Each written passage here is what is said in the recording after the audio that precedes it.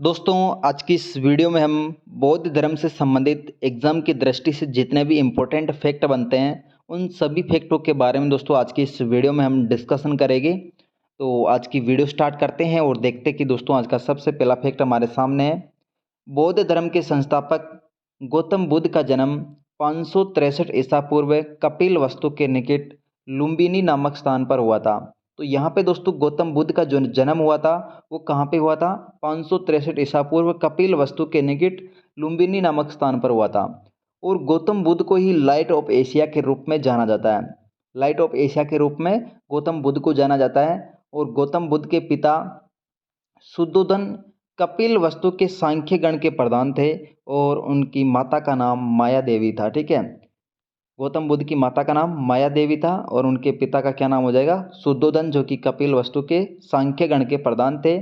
इसके बाद में अगला फैक्ट देखिए, गौतम बुद्ध के बचपन का नाम सिद्धार्थ था।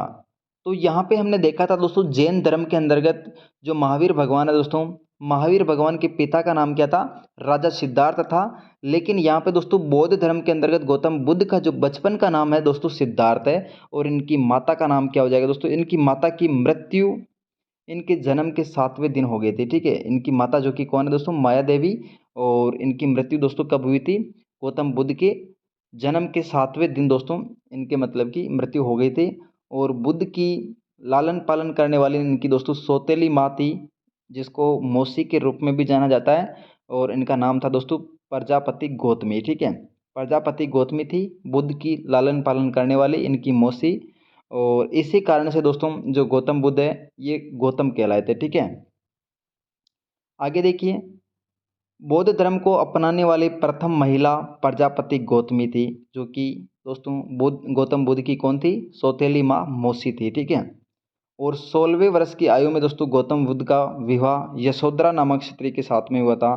तो यहाँ पे दोस्तों महावीर भगवान जी का जन्म कहाँ किसके साथ में हुआ था? यशोदा नामक स्त्री के साथ में हुआ था। ठीक है, लेकिन यहाँ पे दोस्तों 16 वर्ष की आयु में दोस्तों गौतम बुद्ध का जो विवाह किसके साथ में हुआ? यशोधरा के साथ में। और यशोधरा के अन्य नाम कौन कौन से हैं? एक तो गोपा है, बिंबा और बदकिचना। ठीक है, बदकचना, गोपा और बिंबा दोस्तों ये यशोधरा के अन्य नाम है। 28 वर्ष की आयु में गौतम बुद्ध को एक बेटा हुआ था जिसका नाम क्या था? राहुल था। और इस बेटे के जन्म के बाद भी, इतना सब कुछ होने के बाद भी गौतम बुद्ध का मन दोस्तों दाम्पत्य जीवन में नहीं लगा और 29 वर्ष की आयु में इन्होंने गृह त्याग कर दिया था। ठीक है, 29 वर्ष की आयु में इन्होंने गृह त्याग कर दिया था गौतम बुद्ध ने। गौतम बुद्ध 7 वर्षों तक ज्ञान की खोज में इधर उधर भटकते रहे और इसी दौरान इनकी मुलाकात बिंबसार, उदयक और आलार कलाम के साथ में हुई थी। और गौतम बुद्ध का प्रथम गुरु कौन है दोस्तों? आलार कलाम। ठीक है, आलार कलाम दोस्तों गौतम बुद्ध का प्रथम गुरु माना जाता है। गौतम बुद्ध 35 वर्ष की अवस्था में बिहार के उर्बेला नामक स्थान पर पहुंचे। और इसी उर्बेला नामक स्थान पे दोस्तों बाद में बोध गया के रूप में जाना गया। दोस्तों उर्बेला नामक स्थान बोध गया के रूप में जाना गया। ठीक है, जो कि कहाँ पर है? बिहार में। इसके बाद आगे देखिए, इसी बोध गया में दोस्तों सिद्धार्थ ने एक पीपल के पेड़ के नीचे समाधि लगाई। और 49वें दिन यानी कि 49 जो डेज था उस दिन उसको ज्ञान की प्राप्त हुई थी। कौन से वृक्ष के नीचे? पीपल के वृक्ष के नीचे। और ये गांव कौन सा दोस्तों? बोध गया। ठीक है, ज्ञान प्राप्ति के बाद में सिद्धार्थ बुद्ध कहलाए थे। ठीक है, ज्ञान प्राप्ति के बाद में सिद्धार्थ किस रूप में जाने गए? बुद्ध कहलाए थे। और क्योंकि बुद्ध का अर्थ क्या होता है? ज्ञान की प्राप्ति करना। बुद्ध का अर्थ क्या होता है? ज्ञान की प्राप्त करना, ज्ञान की प्राप्ति करना। और पीपल का पेड़ दोस्तों बोधि वृक्ष के रूप में भी जाना जाता है। ठीक है, ज्ञान प्राप्ति के बाद में बुद्ध बनारस के निकट सारनाथ में अपना पहला जो पंच ब्राह्मण थे, 5 ब्राह्मण थे, उन 5 ब्राह्मणों को पहला उपदेश दिया था। ठीक है, ज्ञान प्राप्ति के बाद में बुद्ध बनारस के निकट सारनाथ में दोस्तों अपने 5 ब्राह्मण शिष्यों को पहली बार उपदेश दिया। और इसी चीज़ को बौद्ध ग्रंथों में दोस्तों धर्म चक्र परिवर्तन के रूप में भी जाना जाता है। ठीक है, जब मतलब कि गौतम बुद्ध के द्वारा ज्ञान प्राप्ति के बाद में 5 ब्राह्मण शिष्यों को पहली बार उपदेश दिए थे, इसी चीज़ को दोस्तों बौद्ध ग्रंथों में धर्म चक्र परिवर्तन कहा गया है। ठीक है, भगवान बुद्ध अनेक राज्यों में गए और उपदेश दिए और बौद्ध धर्म का प्रचार प्रसार किया। और इसका केंद्र कौन था? मगध था। इसीलिए बिंबिसार, उदयन और जैसे मगध शासक बुद्ध के अनुयायी के रूप में जाने गए। ठीक है, आगे देखिए, गौतम बुद्ध सबसे ज़्यादा उपदेश श्रावस्ती में दिए थे। ठीक है, गौतम बुद्ध के द्वारा सबसे ज़्यादा उपदेश कहाँ पे दिए थे? श्रावस्ती में दिए थे। ठीक है, और बौद्ध धर्म के प्रचार प्रसार में महात्मा बुद्ध के लिए बौद्ध संघ की स्थापना की थी। और बौद्ध संघ वह स्थान था जिसमें भिक्षुक अपना घर छोड़कर निवास करते थे और जीवन भर बौद्ध धर्म का प्रचार प्रसार करते थे। तो यहाँ पे दोस्तों बौद्ध धर्म के प्रचार प्रसार करने के लिए महात्मा बुद्ध ने बौद्ध संघ की स्थापना की थी। और बौद्ध संघ में वह स्थान था जिसमें भिक्षुक अपना घर बार छोड़कर इस बौद्ध संघ में शामिल हो जाता था और जीवन भर बौद्ध धर्म का प्रचार प्रसार करता था। बुद्ध के अनुयायी दो भागों में विभाजित थे। पहला जो भाग था भिक्षुक था और दूसरा था उपासक। भिक्षुक दोस्तों बौद्ध धर्म को प्रचार प्रसार के सिद्धांतों और संन्यास ग्रहण किया, जिसने दोस्तों भिक्षुक कहलाए। ठीक है, बौद्ध धर्म ने मतलब कि गृह त्याग कर दिया और उसके बाद में भिक्षुक के रूप में संन्यास ग्रहण कर लिया और भिक्षुक वो कहलाए। ठीक है, और उपासक कौन है? गृहस्थ जीवन व्यतीत करने वाले जो कि बौद्ध धर्म को अपनाते हैं या मानते हैं, वो दोस्तों उपासक कहलाते हैं। ठीक है, गृहस्थी जीवन में रहते हुए बौद्ध धर्म को मानने वाले उपासक कहलाते हैं।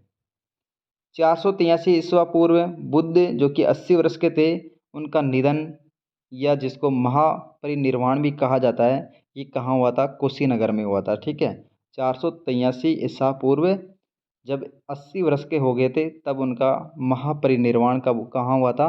कुशीनगर में हुआ था। बुद्ध के निधन के पश्चात उसकी अस्थियां या अस्थि अवशेषों को विभाजित कर भारत के 8 भागों में स्थापित कर स्तूपों का निर्माण करवाया गया। ठीक है, बुद्ध के निधन के बाद उसकी जो अस्थि या अवशेष थे उनका विभाजित दोस्तों 8 भागों में किया गया। और जहाँ पे दोस्तों इनको विभाजित किया गया उन जगहों पे क्या बनाया गया दोस्तों? स्तूपों का निर्माण करवाया गया था। ठीक है, और इसमें सबसे बड़ा स्तूप है सांची का स्तूप है। सबसे बड़ा स्तूप कौन सा है? सांची का स्तूप है। और समय समय पर दोस्तों बौद्ध धर्म को समझाने हेतु बौद्ध सभाएं आयोजित की गई है, जिन्हें बौद्ध संगीतकी के रूप में भी जाना जाता है। ठीक है, तो यहाँ पे टोटल बौद्ध संगीतकी अपने सामने 4 दे रखी हैं। प्रथम बौद्ध संगीतकी स्थान है दोस्तों राजगृह और इसका शासनकाल है अजातशत्रु। ठीक है, अजातशत्रु के शासनकाल में दोस्तों राजगृह में प्रथम बौद्ध संगीतकी का आयोजित किया गया। और द्वितीय जो बौद्ध संगीतकी है ये वैशाली में आयोजित की गई है और किसका शासनकाल है? कालाशोक का। ठीक है, और तृतीय दोस्तों पाटलिपुत्र में और अशोक के शासनकाल में। चतुर्थ दोस्तों कुंडलवन जिसमें शासक है कनिष्ठ। बौद्ध धर्म के 3 रत्न हैं। बौद्ध धर्म के कितने रत्न हैं दोस्तों? 3 रत्न हैं, बुद्ध, धम्म और संघ। बौद्धों का सबसे पवित्र त्योहार वैशाखी पूर्णिमा है, जिसे बुद्ध पूर्णिमा के रूप में भी जाना जाता है। बौद्ध का प्रथम ग्रंथ है त्रिपिटक और शुरुआती बौद्ध ग्रंथों की भाषा पाली रही थी, उसके बाद में इनकी भाषा संस्कृत हो गई थी। ठीक है, बौद्धों का व्याख्याता विक्रमशिला विश्वविद्यालय की स्थापना धर्मपाल ने की थी। व्याख्यात जो विक्रमशिला विश्वविद्यालय है इसकी स्थापना किसने की थी? धर्मपाल ने। और भारत में उत्पन्न सबसे अंतिम बौद्ध धर्म ग्रंथ कौन सा है? वामसाती पाकसेनी। ठीक है, वामसाती पाकसेनी दोस्तों भारत का सबसे अंतिम बौद्ध धर्म ग्रंथ माना जाता है। और धातु के सिक्के सबसे पहले बौद्ध काल में ही प्रकट हुए थे।